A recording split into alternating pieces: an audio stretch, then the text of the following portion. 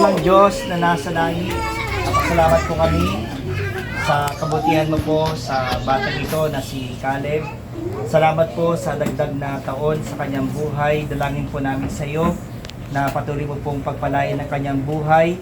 Layo sa anumang sakit at karamdaman ang kanyang pisikal na katawan, dakilang Diyos, sa pangalan po ng aming Panginoong Kristo. At patuloy po siya na maging blessing bilang po sa kanyang mga mahal sa buhay, maging sa amin po na mga nakasama niya, Panginoon, sa paglilingkod po sa iyo. Manatili po, Panginoon Diyos, siya at ang kanyang sabahayan sa paglilingkod po sa iyo, Panginoong Diyos. Ama na nasa langit, lahat po ng mga pagpapala ay yung ipagkalob sa kanyang buhay, maging sa kanyang family, at lahat po ng ito ay pinagkakatiwala po sa iyong mga kamay. Maraming salamat sa iyo, Panginoon, maging ang aming mga tatanggapin, mga pagkain at inumin. Pagpalain mo rin po ito, dakilang Diyos, at magbigay sa amin ng kalakasan. Sa aming pagkain at pag-inom, maluwalhati ka, O Diyos, sa pangalan ng Panginoong Jesus. Amen! Amen!